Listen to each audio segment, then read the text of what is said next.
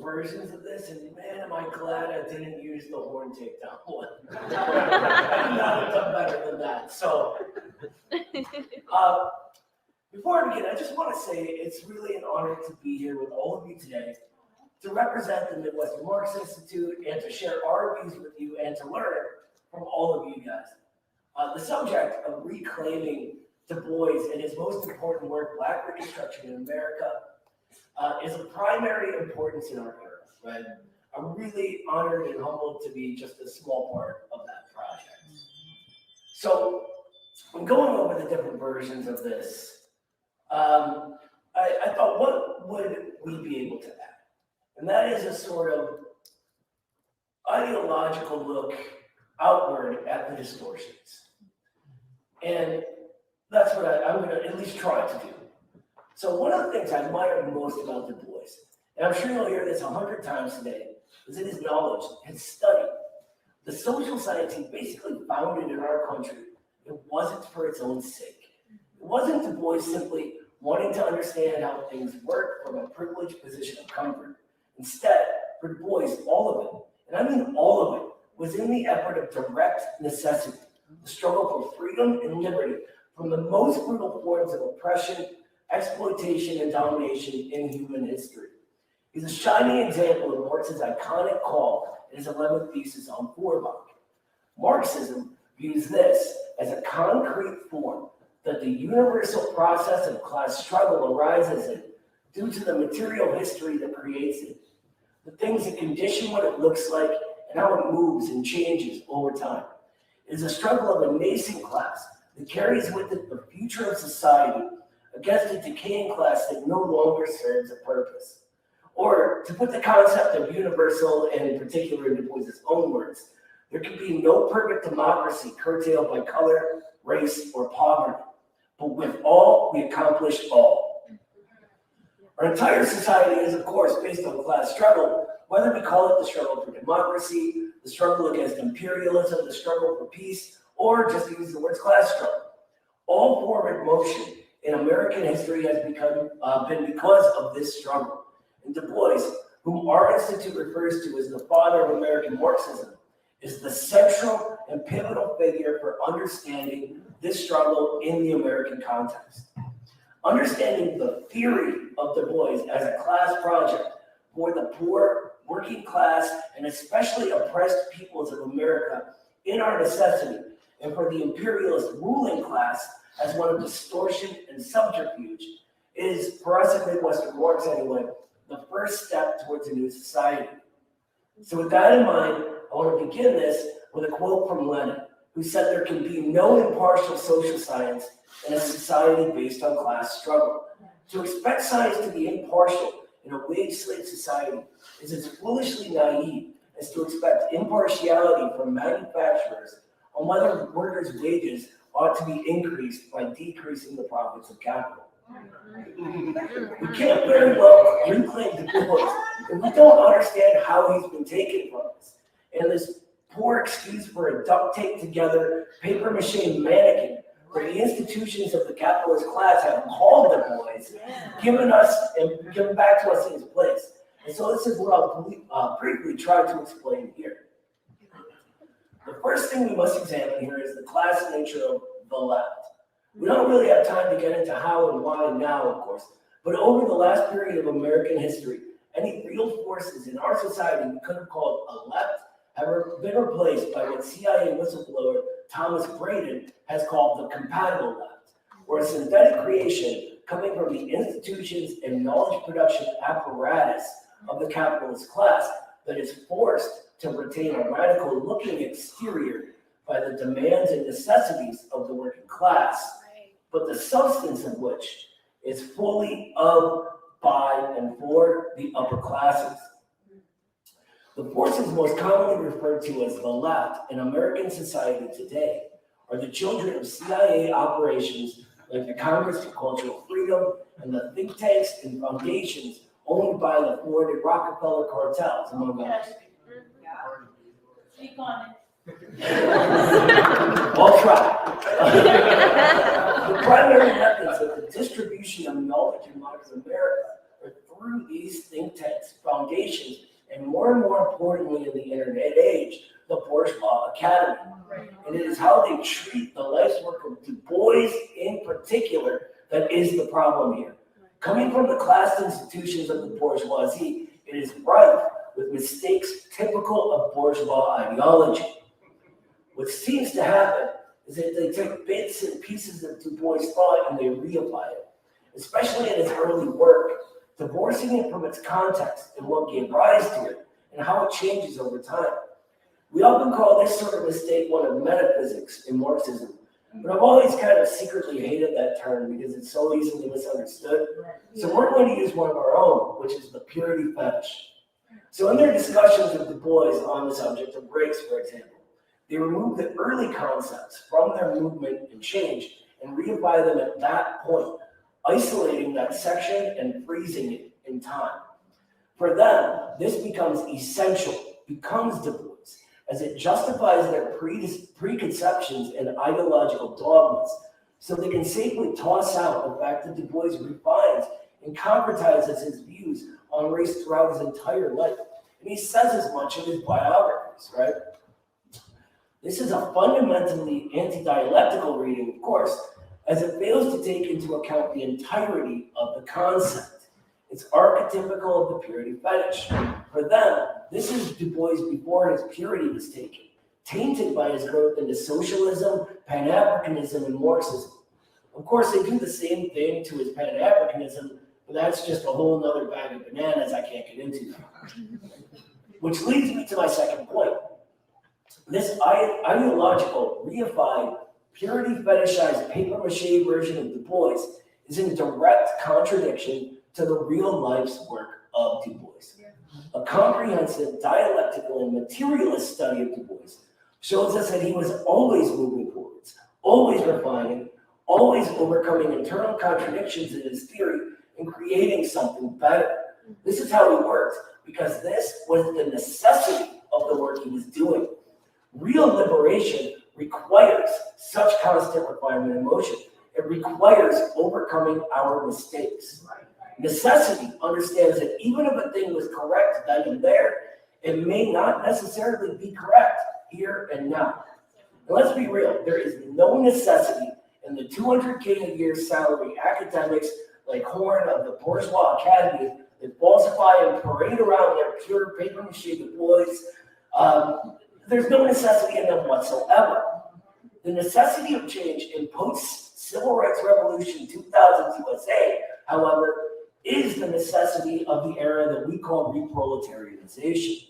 This creates for us the possibility of a deeper understanding, creates what you guys have done here today, one that is hyper-aware of the crimes of these so-called progressives, that they deepen and proliferate the very divisions in American society that Du Bois fought for 90 years to overcome. In their purity fetishization, they essentialize and ontologize what Du Bois instead explains the creation and inner mechanics of things like imperialism, things like racism. His concept of the psychological wage of poor whites was not calling it an inherent and essential aspect of their skin colors or ethnicities or the facts that they came from somewhere else, as many of these academics treated, reducing their thought to what Henry Winston would call a skin strategy. Precisely the opposite. Du Bois's theorizing of these schisms in American society was done in order to understand what gave rise to them, how they function, and how they can be overcome. Far from a binary good and evil moral condemnation for whites and there being some essential content inherent within a race, Du Bois had extreme sympathy for this class of people while still recognizing the capacity for harm and reaction. And he put his hopes in its ability to form an alliance with the Black working class in the North and South, and also the immigrant petty bourgeoisie of the West. This is everybody. This, for Du Bois, would be a force the capitalist class could not stop, and the only one capable of fulfilling the democratic ideals set down in the Declaration of Independence. And this brings us to today, where we believe that alliance is more possible than ever before. We have gone through 3 revolutions in this country. the first bourgeois revolution to overcome British imperial rule, which was not a counter-revolution, right? The second, the Civil War, which became the revolution of the freedmen and the destruction of the Mormon planter class. And the third, the political revolution we refer to as the Civil Rights Movement. The effects of this political revolution cannot be understated, even though they seem to be downplayed in the service of reinforcing the old divisions of American society by these same faux progressives. All of these represent leaps in the form of American social relations. And by the way, I wouldn't be a Marxist if I didn't irritatingly know that all three of these followed great leaps in technology and production, so I apologize.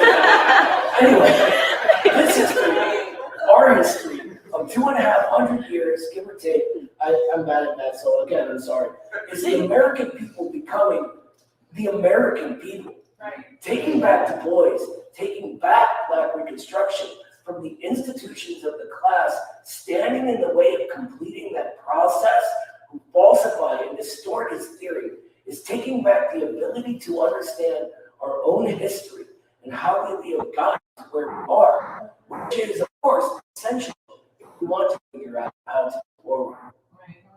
So where are we? In Black Reconstruction in America, Du Bois describes a white working class that was taught that we weren't even the same species, and a Black working class that was kept from being taught altogether.